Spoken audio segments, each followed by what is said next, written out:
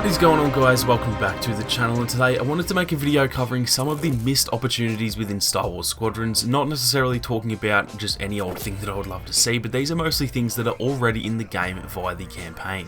We all know that unfortunately there are no plans for new content in the future of Star Wars Squadrons. That doesn't mean that it's 100% confirmed we'll never get anything, but I would say that it's pretty likely the game that we have right now is the game that we'll have forever, and because of that it is definitely a bit of a weird choice that a few of these things were left out of the multiplayer aspect of the game. Before we get stuck into it, I've recently checked the analytics and noticed that over 70% of the views on the channel are from those of you who aren't actually subscribed to the channel. So if you're not subbed and you are looking for some more Star Wars gaming content, then I would really appreciate it if you guys could hit that subscribe button and help us on the way to that big 100,000 subscriber milestone.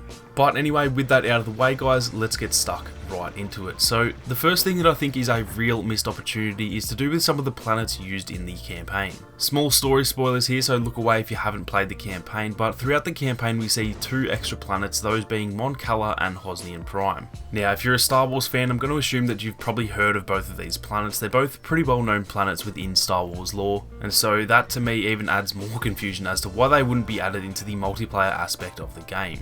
Mon Cala, for those who don't know, is the planet where the Mon Calamari are from, surprise surprise, so guys like Admiral Akbar and even Ardo in the game, they are from this planet, as well as the starships that the rebels used throughout the OT and the sequels, such as the MC-85 and the MC-75, which is obviously the New Republic capital ship within the game. With the planet being well known, as well as the fact that there are multiple other ties to it in the game, and the fact that it is literally a playable planet in the campaign, to me that feels like such a waste of an asset to not have it as a multiplayer map, considering we only have 6 different maps, which is obviously a very small amount for any kind of multiplayer game. Now as for Hoth Prime, this is also a very well known map within Star Wars obviously. Hoth Prime is actually the New Republic capital, essentially the Coruscant of the sequel trilogy, even though we pretty much never really get to see it other than that one scene in The Force Awakens. With this being in the game already, as well as the fact that it was actually used in some of the promotional material for the game, yet again this just feels like such a waste to not have it included in the multiplayer section of Star Wars Squadrons.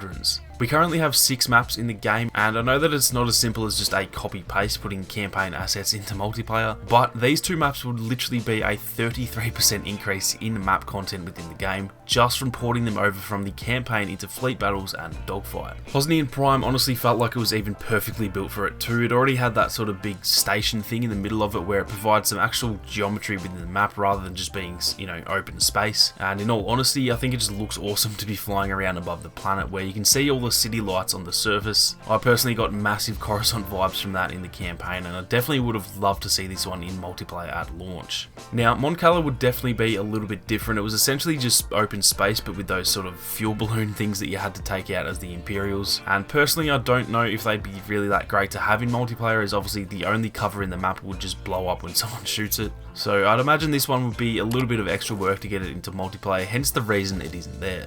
Even still though, you could either just keep those fuel balloon things in there and just give the map a really unique dynamic compared to the other maps, or you could literally just make it another Yavin Prime situation where there's no cover whatsoever. Personally, I don't really like that about Yavin Prime, but I would gladly take it if that meant we had a whole other planet in the game.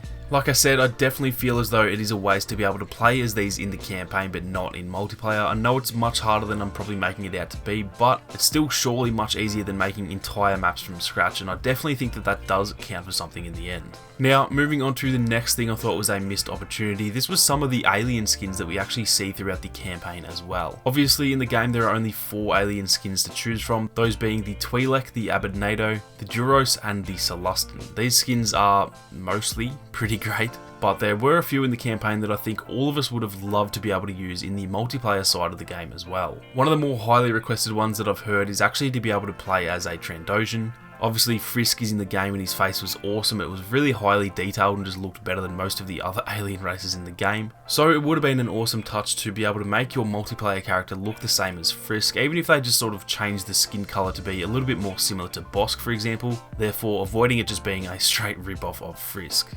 There was then also Gunny, the Mimbonese character in the game, and again, it would have been a perfect chance to have a Mimbonese skin in the game. Despite the fact that they look absolutely absurd, I think a lot of people would have loved to be able to play as a Mimbonese rebel if they were given the chance. There was also then Keo the Marillion, and I feel like this one is even more of a missed opportunity because Marillions really do just look like straight up humans with face paint. So they could have even traded one of the human skins in the game for a Marillion skin, added some yellow face paint and those black tattoo markings, and there you go, you now have what every Marillion in Star Wars looks like. Now, throughout the campaign I also spotted two different members of the crew who were probably from other squadrons. They were just hanging around the ship, and once again these would have been awesome to see in the game. I spotted a Quarren that normally hangs out over on the left in the corner, sort of near the door to the briefing room in the campaign, and so the Quarren skin is already an asset in the game. I'm sure since it's just an NPC, as well as the fact that it's an NPC that's just off in the distance, the skin probably doesn't look all that great if you just ported it over to a playable skin. I'd imagine it's not fully detailed or anything like that,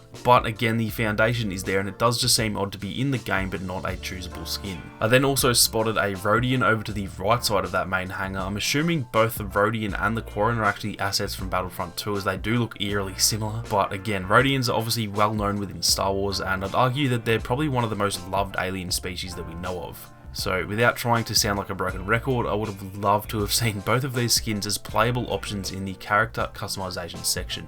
With such a lack of content in this game, but with how great the gameplay is and how competitive of a nature it has, I honestly feel like they should have tried to squeeze in every bit of content they possibly could have, just to add as much as they can to the lifespan of the game, because let's be honest, this game likely won't last a very long time with this much content.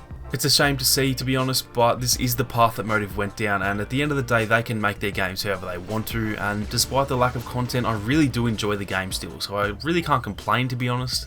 It's more just something that I really wish was in the game, considering this stuff is already in the game to some degree.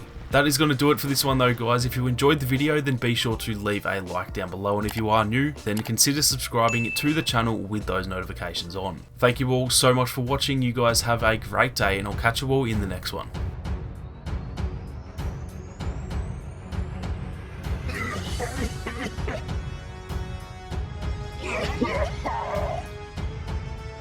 Crush them! Make them suffer!